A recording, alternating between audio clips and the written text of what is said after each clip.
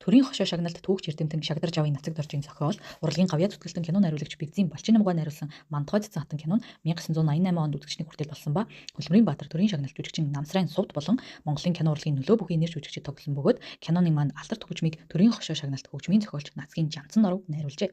Уг кинонд 14-өөс 15 дугаар зууны үеийн их Монгол улсын бутарлын үе буюу хаан ширээний төлөөх тэмцэл, улсын дотоод үүмийн самуун бүхий үеийг харуулдаг бөгөөд энэ үед Мантухай цэцэн хатан төр улсынхаа төлөө хатан зориг уран ухаан гаргаж улсаа бутраалгүй чадварлагаар удирдан хоочтой үлдээж буй тухай өгүүлдэг.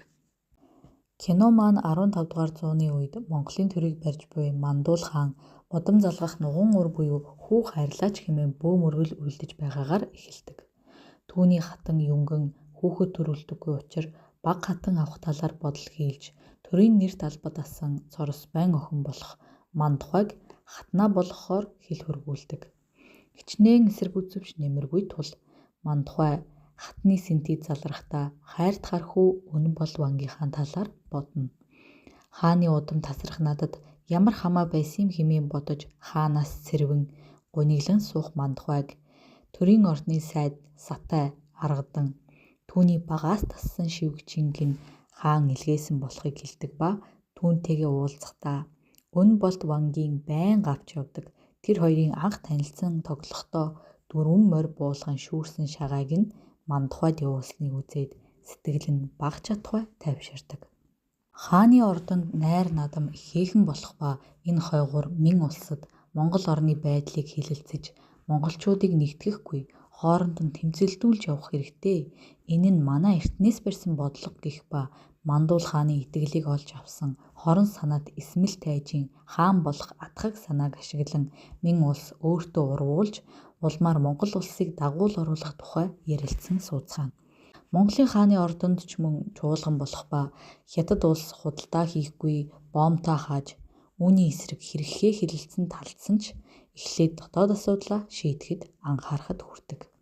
Хаан Мантухай хатан хоёрын харилцаа арай дээрдэж эхнэр нөхөр болсных Мантухай хатан түүнд хаан хүн байж ингэж их найрлаж ууж идэж явбал улс ард чинь хэцүүдлээ гэд эвтэйхэн хэлчихнэ. Тухайн үед хаан ширээ залгамжлах хөвөн дундад зууны Монголын баруун гарын түмнийг захирдаг түвшинлийг Жонон гэж нэрлэдэг байжээ. Эсмэл тайж Мандуул хааны үеэлдүү болох Баян мөнх Жонон тэр хоёрын хооронд яс хайж Баян мөнх Жононг хороодог. Баян мөнх Жонон ч өөрөө хаан ширээн санаархаж дураараа аашилж байсан юм билээ л дээ. Гэхдээ энэ нь явж Мандуул хаан өөрөө ямар ч сахилга батгүй буюу байн найр хийж анд явсан л нөхөр байгаад байхаар аргагүй болж таарч байгаа юм л та. Ингээд эсмэл тайж баруун түмнийг түүгээж хааны удмын сүүлийн залгамжлагч Баян мөнх Жононгийн хүү Бат мөнхийг эрен хайхад урдаас таамагласан аав нь хүүгээ төмөржин хэмээх нутгийн иргэнийг үлдээж ээж нь түүнийг эсмэл тайжид үгсэн хэмээн итгүүлдэг. Үүний дараа Мандуул хаан анд явах гэж гараад мөн л алуулнаа. Энэ үед Мантухай хатан охин төрүүлж Алтан шагаа гэж нэрлэх ба хааны оршуулах ёслол болоход эсмэл тайж хааныг үгсэн хэн нэгний хорлол хэмээн хатанд шургаастай.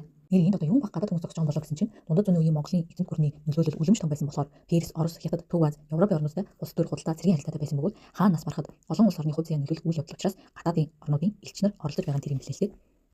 За ингээд хаан ширээнд хэн суух вэ гэх асуудал яригдаж өвлөн ихийн 5 хөвөөний нэг болох Хасрын удам өн болд ванг хаан санал дэвшүүлсэн ч бусад ноёд түшмэл барьцсан тэмцэлдэж хатны үгийг сонсё гэхэд Мандухай Чингис хааны удмын хүн байгаа бөгөөд түүнийг олж хаан өргөмжлөнө гэдэг. Өн болд ван нь ирлэхийг зоригтой ч гэлээ жаахан төрөмгий бодлогогүй хүн юм байна л та.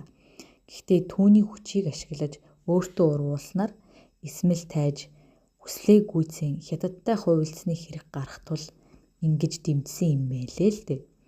Уг нь хайр сэтгэлтэй байсан Мандухай өн болд хоёр маань ашгүй нэг юм учрах нь дээ гэтэл Мандухай хатан Монгол улсын төрийг гартаа хатгаж байгаа болохоор эртнээс баримтасан дэг журмын дагуу хаан ширээнд хааны удмын л хүн суух ёстой.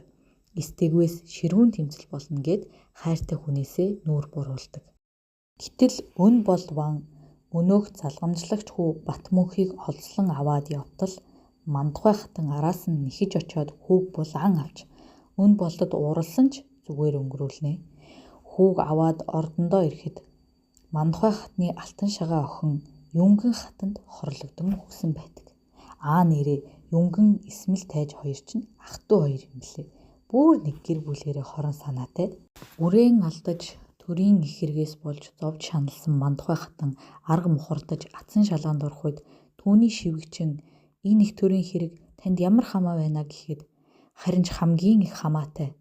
Хэрвээ үн болттой соввол төр улсын ёсноос гажууд хэрэг болж төрийн дайн болно. Би тийм явдлыг зөвшөөрөхгүй гэд Батмөнхийг хаан өргөмжилж өөрөө хатан болдог. Түүхэн сурвалжаар бод 22-той Мандухай 7-той Батмөнхтэй гэрэлж байгаа юм л та. Энэ хойгуур Исмэл тайж Батмөнхийн ээжийг тогооны хүнээ болгочихсон байх ба хүүн амьд бүр хаан болчихсонд баахан дургуйцаж өөрийнх нь аавыг алсан нууцыг задруулахгүй үүднээс ээжд нь хор өгөөд хилгүй болгочихно. Хятад буюу Мин улс Монголын хааныг нялах гэж басаж Боомтой хаан худалдаа хийхээ байснаар Монголд алав татвар нь нэмэгдэж үүний эсрэг хэсэг бүлэг ард бослого хийхэд Мандухай хатан аян дайнд бэлтгэлтэй байх үүднээс цэрэг зэвсгээ сайжруулахын тулд үүнээс өөр аргагүй гэж чангалдаг. Ингээд байж байтал 4 ойр түмнийх нь түшмэл хатны эсрэг түрхэрч өдөөн хатгах болсонд хатан хариуг нь барьж аян дайнд мортноо. Ойр гэдэг нь бүртчин гоо марлын удамд дуваас охрын 4 хөвүүд нь 4 овог болоод байгаль нуураас хөвсгөл нуурын ой хээрээр нутаглаж байсан тул ойн ард хэмээж ойрд нэр үүссэн гэж үздэг ба хожим Чингис хаан их Монгол улсдаа нэгтгэн хүү зүчин захирч 4 түм болгон 4 ойрд гэж ирээдэх болжээ. Тухайн үеийн Монгол улсыг 40 түм Монгол 4 түмэн ойрд буюу 44 2 гэж нэрлэдэг байжээ. Угтаа бол өвөг дээдэс маань хоорондоо л тартур гэдээс юм байлээ. Дайны үеэр Мандухай хатан ухаан сэлж хавцлын ёроолд өөрсдөө ижил хувцс өмсөж хааны туг бариулсан хэсэг хүмүүсийг мянган цэргийн хамт оруулвал ойрдын түшмэл хууртаж гол хүчээ аваад араас нь довтлоход Мандухай их цэргээ аван хавцлыг бүсэлж аваад бут цохих төлөвлөгөө гаргадаг. Санснаарч бүтэж тэд амжилттай ойрдуудыг номхруулдаг. За ингээд Мандухай хатан маань бослого зөрчлүүдийг дарж өртөө буюу албаны зар мэдээ дамжуулах байгууллага сургууль байгуулж төр улсаа баттгнаа. Ингээд цаг хугацаа өнгөрч ир өсөж эсгий сунна гихчээр Батмөнх хаан маань 18 настай болсон байна. За энэ маань ч биеийн л өссөн болохоос ухаан нь бараг хിവэрэ байгаа юм уу да гэмээр сайд багшийнхаа урдаас төр гэж юу юм бэ гэд хээв нэг асууж байх жишээтэй. Ном судар уншихтаа ч залхуу хойрог хандах ба ан ав хийж зугаалхал дуртай нөхөр шиг харагдана. Бас 90 цент хүрсэн юм хойно Мандухай хатныг өөр нүдээр харж явандаа энэ хоёр маань учир зүгээ олоод бүл нэмхээр болдог. Атал мөнөх үн бол вангуй төрийн хас буу тамгыг хулгайлчихнаа. Яг үнэндээ энэ нь хорон санаат Исмэл тайжийн л явуулга байх ба Мандухай хатан тамгагүй ордонд хаан хүн хэрэгтэй. Би өөрөө энэ бүхнийг зохицуулна гэд өнөө маргаашгүй төрөх төгцөн байж сэргэлэн хөдлөнө. Энэ үед үн болдван баруун түмний Ибрай тайж дээр ирэхэд өнөөх нь их л урайлахын хүлээн авч найр хийх ба цаагаараа тамгыг иргэшээлтэд оруулах далд санаа агуулна. Үүнийг ухаж ойлгосон өн болдван аюулаас амжиж зүгтан тамгаа аваад Мандухайд хөргөж өгөхөөр өөрийн биеэр ирэхэд хатан маань аян замдаа амарчиж хоёр ихэр хүү төрүүлсэн байдаг. Ингээд тэр хоёр уулзалтахад Мандухай хатан ингэн гэдгийг чинь мэдэж байсан гэвэл үн болдван үг дууралгүй гаранд нь ганцхан хүрчгээд явхаар зэгдэг ба асраас гарахаасаа өмнө Мандухайд хэрэг явдал гарвал хэлж байгаарай гэчгээд явхад Мандухай түүний хүрсэн гарыг атхан санаа алддаг. Хичнээн учир чадаагүй ч гэсэн энэ хоёрын минь хайр ариун хിവэрэ байгааг энэ хэсэг харуулдаг. Чингээд хатан маань ордондоо ирвэл мань хаан бүх сөнтөвгүй юу өөр юмтэй хайр сэтгэлтэй болсон байх ба түүнийг алтчин гих бөгөөд Юнгэн хатныг хамаатан болж таардаг. Үүнийг сонсон Мандухай эмэгтэйл хүн болсон хойно жаахан тунирхдаг. Цаг хугацаа өнгөрч 2 аг буюу удам залгах ханхүү нар маань 7 настай болсон байх бөгөөд тэднийг улс болд төр болд гинэ. Ах нь дүүгээсээ арай илүү адтай байх тул хоорондоо барьцсан зодтолдоход аав нь юу ч болоогүй юм шиг инээгээд сууж байх ба баруун түмнийг захирах жононд том хүүгээ өргөмжлөн гэдэг байгаа. Арай л хүүхдээрээ ав болцсон л доо манай энэ.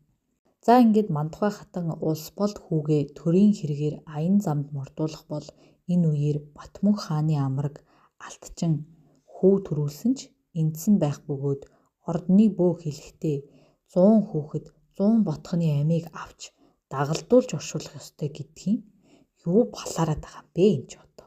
Тэгсэн өнөө бөөч нь бүр жинхнээсээ гал хүс тагчсан амьтны үрсийг чарлуулаад зогсож байх бөгөөд Мандухай хатан Батмунх хаанд энэ талаар хэлвэл би хүүд зориулж гэрэлт хөшөөл босго гэсэн миний үгийг гуйвуулсан байна хэмээж өнөөх бөө цаазаар авдаг. За тэгтэл ордны итгэл сайд сайн санаад сатаагүй маань таалал төгсөж үхээсээ өмнө эцсийн үгээ хатан хаанд хэлдэг нь ив ие хичээж албад ардаа асарч явбал төр улс чинь төвшин сайн байна гэдэг. Тэгтэл баруун түмний жонон болохоор очсон улс болд хүүг Ибра тайж ирсэн даруйд нь хөнөөж орхив.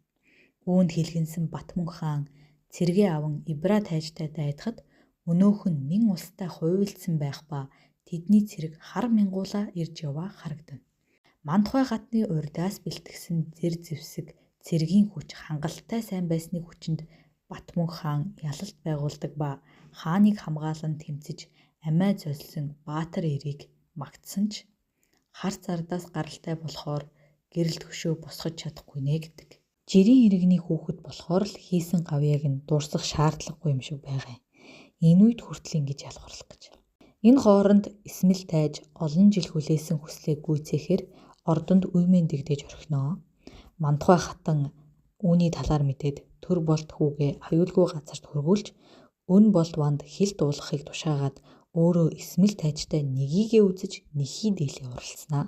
Хатан маань Исмэлийг бараг л зүйл усах гэж байхад араасаа харуулснаар хүчин доройтож Исмэлд алуулдаг. Өн болт ван даанч хожимдож ирээд хайртай Мандухай нь гар дээр намсгал хураахад хүзүүнд нь хадгалдаг байсан шагаан зүйлтэй байхыг үздэг. За ингээд хар санаад бүлгэн болох Исмэл тайж юнгэн хатан алтчин нарыг цээрлүүлж амьдаар нь болж Батмунх хаан Мандухай хатны нэр алдар гавьяаг дуурсаснаар кино маань өндөрлөдөг. За ингээд хамт байсан та бүхэндээ баярлалаа. Эхний сайхан монгол кинонуудаа үзэж олон гайхалтай мэдрэмж, мэдлэгийг олж аваарай. Дараагийн дугаараар уулзлаа. Түр баяртай.